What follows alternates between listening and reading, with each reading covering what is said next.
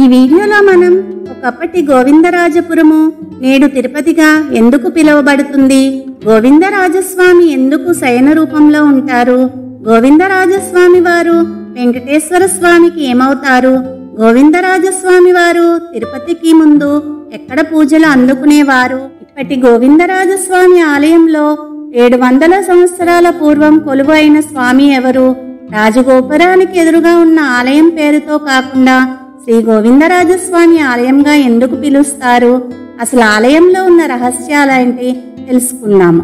కలియుగ వైకుంఠము తిరుపతి పట్టణంలో చుట్టుపక్కల ఎన్నో పౌరాణిక చారిత్రక ప్రసిద్ధి చెందిన ఆలయాలు, నిర్మాణాలు, తీర్థాలు ఉన్నాయి.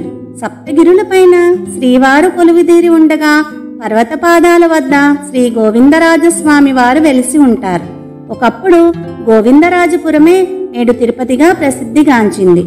తిరుమల ఇప్పటిలా అభివృద్ధి చెందక పూర్వం తిరుపతి వెంకటేశ్వరుని దర్శనానికి వెళ్లిన భక్తులు తిరుపతిలోని గోవిందరాజస్వామి వారిని దర్శనం చేసుకుని కొండ ఎక్కేవారట.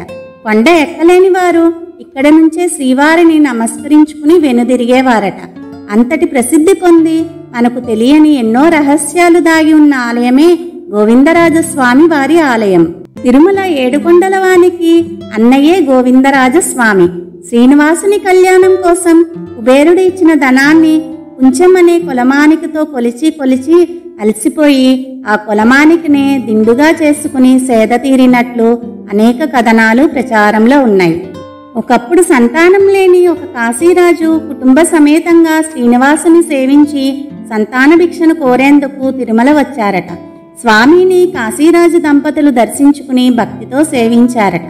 స్వామి అనుగ్రహించేందుకు రాణి కలలో ప్రత్యక్షమై, నేను నీకు సంతానాన్ని అనుగ్రహిస్తాను, నీ ముక్కుకు ఉన్న నీ నాసామణిని నాకు ఇవ్వు అన్నారట. దానికి ఆమె స్వామివారితో, నేను నా భర్త ఆజ్ఞకు లోబడి ఉండేదాన్ని, నా భర్త అనుమతిస్తే అలాగే ఇస్తాను అందంట.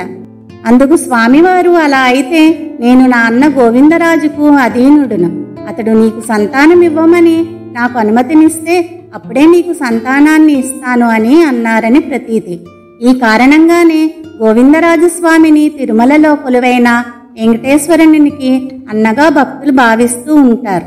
చిదంబర క్షేత్రంలో నటరాజస్వామితో సమానంగా పూజలు అందుకుంటున్న గోవిందరాజస్వామిని కులోత్తంగ చోళుడు తాను శివభక్తుడు కావడంతో తన రాజ్యంలో వైష్ణవ మతం ఉండకూడదని భావించి విష్ణు స్వరూపం అయిన గోవిందరాజస్వామి వారిని సముద్రంలో పడవేయించాడట. కొంతకాలానికి ఒడ్డుకు చేరుకున్న గోవిందరాజస్వామి విగ్రహాన్ని భక్తులు గ్రామాల్లో దాచుతూ చోళరాజుల కంటపడకుండా రహస్యంగా తిరుపతికి చేర్చారు.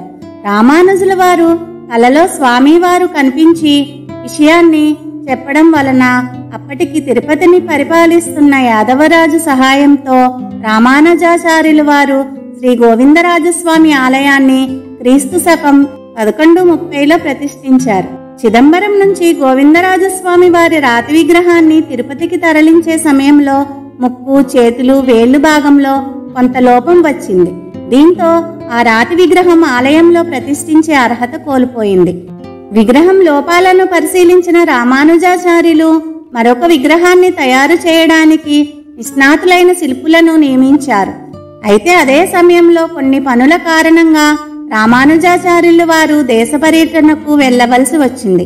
మరోవైపు రాతి విగ్రహం మలిచే కార్యక్రమం ముందుకు సాగలేదు. దీంతో గోవిందరాజస్వామి వారి ఆలయంలో విగ్రహ ప్రతిష్టాపన సమయం మించిపోతూ ఉండటంతో సున్నం, బంకమట్టితో తయారు చేసిన గోవిందరాజస్వామి విగ్రహాన్ని ప్రతిష్ఠించారు. అప్పటి నుంచి ఇప్పటి వరకు గోవిందరాజస్వామి వారి ఆలయంలో సున్నపు విగ్రహమే పూజలందుకుంటుంది. ఇక్కడ స్వామివారికి అభిషేకాది కార్యక్రమాలు నిర్వహించరు. ఎందుకంటే సున్నం, బంకమట్టి విగ్రహం కావడంతో కరిగిపోతుందని నిత్యం నూనె రాసి స్వామికి అలంకరణ చేస్తారు. చిన్న చిన్న లోపాలతో ప్రతిష్టకు నోచుకొని ఆ దివ్యమైన సుందరమైన శయన భంగిమలో ఉన్న నల్లరాతి విగ్రహాన్ని తిరుపతిలోని రామచంద్ర పుష్కరిణికి సమీపంలో ఉన్న మంచినీటి గుంటలో ఓ భారీ రావి చెట్టు కింద ఉంచారు. అద్భుతమైన రాతి విగ్రహం ఎలాంటి పూజలకు నోచుకోకుండా అలాగే ఉండిపోయింది. అయితే అక్కడ కూడా స్వామివారు తన మహిమను చూపించారనే చెప్పాలి. ఎందుకంటే ఎండలు మండిపోతున్నా ఆ స్వామివారి విగ్రహం ఉన్న కొలను మాత్రం ఎండిపోదు. నిత్యం అక్కడి నుంచి తీసుకువెళ్లిన పవిత్ర జలాన్నే గోవిందరాజస్వామి ఆలయంలో తీర్థంగా ఉపయోగిస్తూ ఉంటారు. కాలక్రమేణా ఆ విగ్రహం గురించి తెలిసిన భక్తులు కొందరు పూజలు చేయడం ప్రారంభించారు. నేటికి ఇక్కడ మనం చిదంబరంలో విశేష పూజలు అందుకున్న చారిత్రాత్మకమైన ఆ దివ్యమైన విగ్రహాన్ని చూడవచ్చు. ఈ కథను కమల్ హాసన్ నటించిన దశావతారం సినిమాలో చూపించారు. ఇదంతా ఒక ఎత్తైతే అసలు ఈ గోవిందరాజస్వామి వారి ఆలయం అంతకు పూర్వం పార్థసారథి వారి ఆలయంగా చెప్తారు. దీని వెనుక ఉన్న ఆసక్తికరమైన రహస్యమైన కథనం చూద్దాం. అన్ని ఆలయాల్లో గర్భాలయంకి ఎదురుగా రాజగోపురం ఉంటే ఇక్కడ మాత్రం మరో ఆలయానికి ఎదురుగా రాజగోపురం ఉంటుంది. ఆలయ రాజగోపురం ఎదురుగా ఉన్న ఆలయం ఏంటని అందరికీ మదిలో ఓ ప్రశ్న మెదిలేది. మహారాజు గోపురానికి ఎదురుగా ఒక ఖాళీ మండపం ఉండేది. అసలు ఎందుకు ఈ ఆలయం ఖాళీగా ఉందని ఆలోచించి ఈ ఆలయంలో ఏదో మర్మం దాగి ఉందని గ్రహించారు. మండపంలోని లోపల భాగానికి పూర్తి మండపానికి చాలా వ్యత్యాసం ఉంది అని గమనించారు. ఆలయం బయట పెద్దగా లోపల చిన్నగా ఉండడం వలన 1978 నుంచి 1982 వరకు సంవత్సరాల మధ్య కాలంలో ఖాళీగా దర్శనమిచ్చే ఆలయానికి పూర్తి గర్భాలయానికి ఉన్న వ్యత్యాసం కొలతలు వేయించారు. ఆగమ శాస్త్రం ప్రకారం ఆలయ గోడలను తొలగించడానికి వీలుందా అని సలహా తీసుకున్నారు. ఆగమ శాస్త్రంలో ఎలాంటి అడ్డంకులు లేకపోవడంతో ఆలయంలో ముందు భాగంలో ఉన్న గోడను తొలగించారు. దాదాపు 700 సంవత్సరాల పాటు చెక్కు చెదరకుండా ఉన్న భగవాన్ పార్థసారథి, సత్యభామ మరియు రుక్మిణి వంటి ప్రధాన మూర్తులను వారు కనుగొన్నారు.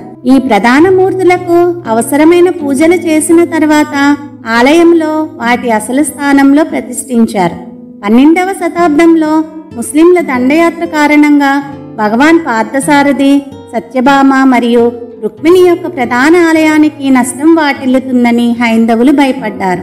దీంతో గర్భాలయంలో మూలమూర్తులకు 3 అడుగుల దూరంలో గోడను నిర్మించారు.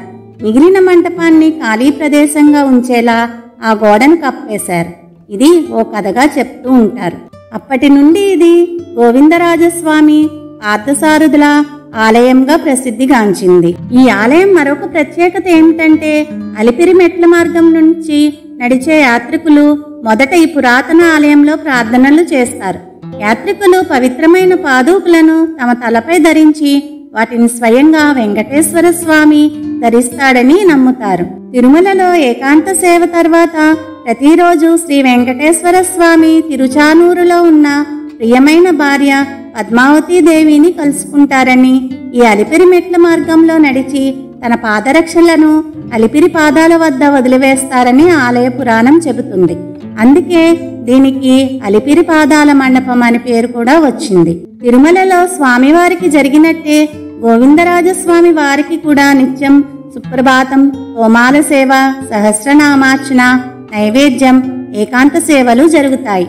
అలాగే వారోత్సవాలు, పక్షోత్సవాలు, మాసోత్సవాలు, వార్షికోత్సవాలు, బ్రహ్మోత్సవాలు నిర్వహిస్తూ ఉంటారు.